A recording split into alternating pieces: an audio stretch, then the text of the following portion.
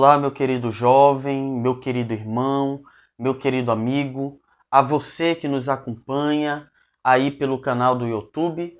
Sejam todos bem-vindos ao canal Terceiro Elias Profético. E o nosso único objetivo é fazermos da Palavra do Senhor o livro que é o centro da nossa vida. A Bíblia como a nossa única regra de fé, doutrina e prática. E como todos já sabem, nós sempre gostamos de mudar o formato, sempre quando nós temos a oportunidade de trabalharmos um pouco a lição da escola sabatina.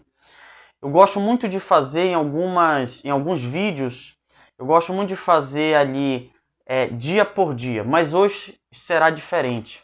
Porque hoje nós vamos apresentar alguns argumentos que venham fortalecer a nossa fé e também que você pode apresentar caso você for questionado acerca do Deus que você crê.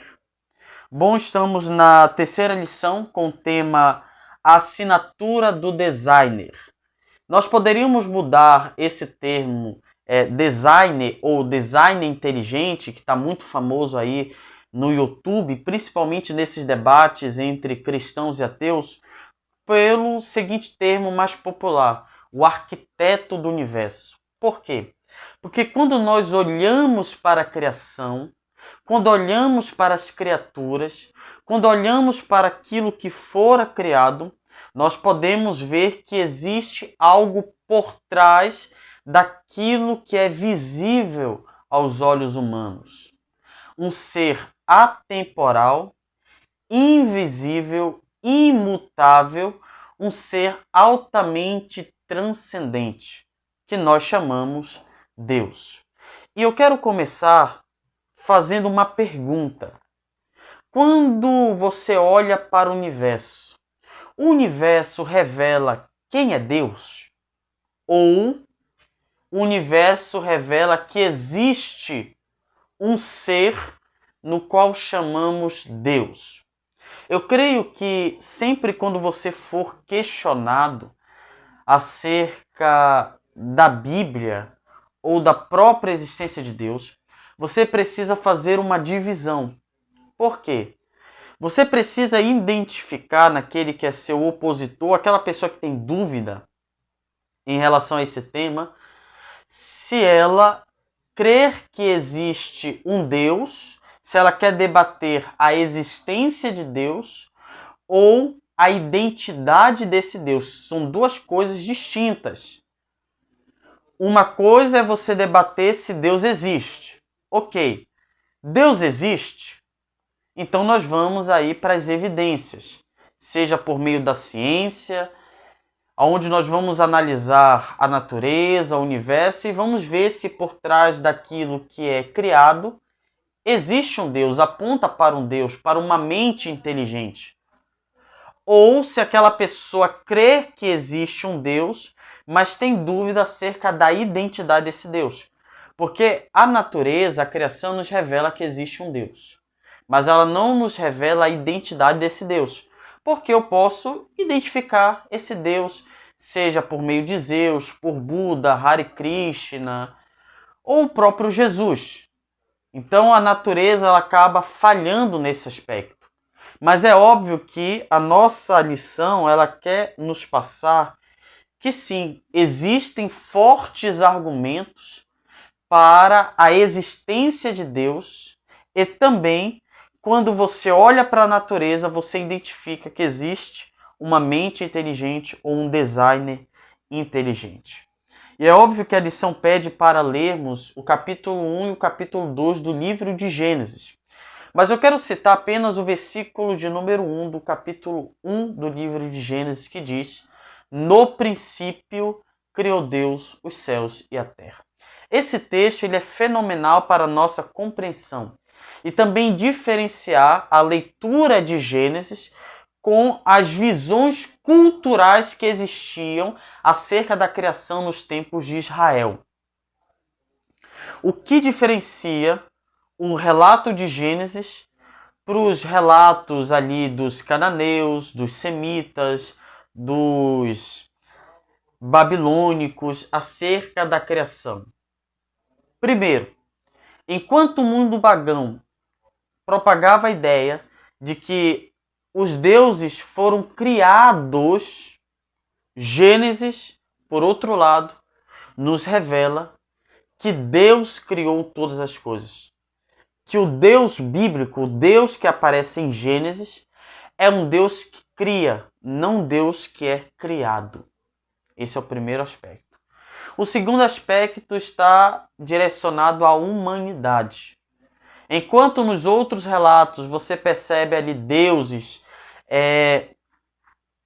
se confrontando, se guerreando, e por meio de guerras cósmicas surgiram os seres humanos como seres que deviam ser obedientes ou que eram seres inferiores aos deuses. Quando você analisa o relato de Gênesis, Deus ele cria o ser humano para ser a sua imagem. Deus criou o ser humano para que a natureza ou a criação, ao olhar para aquele ser humano, pudesse ver o Criador. Porque nós somos a imagem e semelhança de Deus. E aí a lição ela vai trabalhar um pouco ali de Zeus a Jesus, a diferença entre os Zeus ou as mitologias que existiam nos tempos de Cristo para o próprio Cristo. Há uma grande diferença. Mas esse não é o objetivo aqui desse resumo. O meu objetivo é apresentar 3 argumentos que comprovam a existência de Deus ou 3 argumentos poderosíssimos que mostram que existe uma mente inteligente por trás de todas as coisas. O primeiro argumento científico é acerca da distância ideal do Sol. A lição diz: a Terra está exatamente onde deveria estar.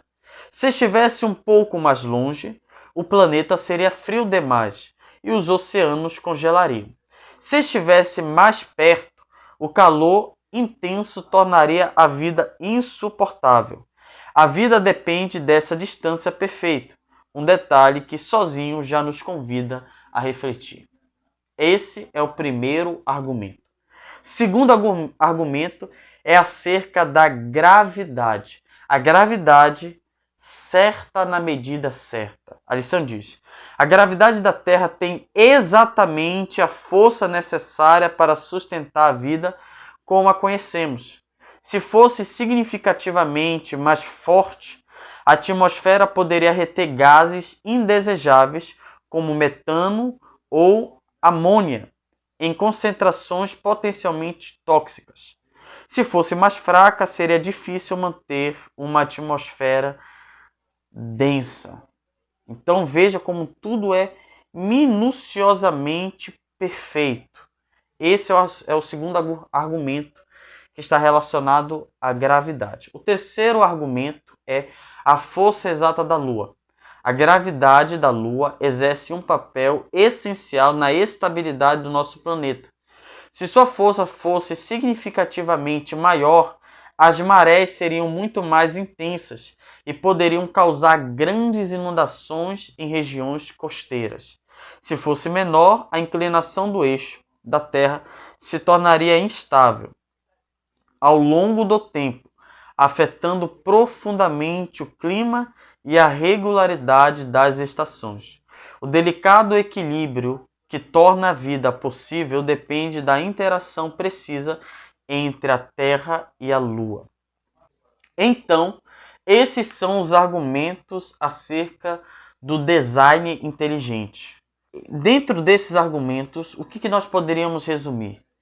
O universo e tudo que nele há foi cuidadosamente ajustado para tornar a vida possível. Então não pode ter surgido do nada, mas sim uma mente que ocasionou todas as coisas. Enquanto muitos cientistas levaram anos para entender isso, a Bíblia já nos revelava que existe um Deus que é Criador e Salvador. Um Deus que não apenas cria a humanidade, mas é um Deus que está disposto a morrer por ela.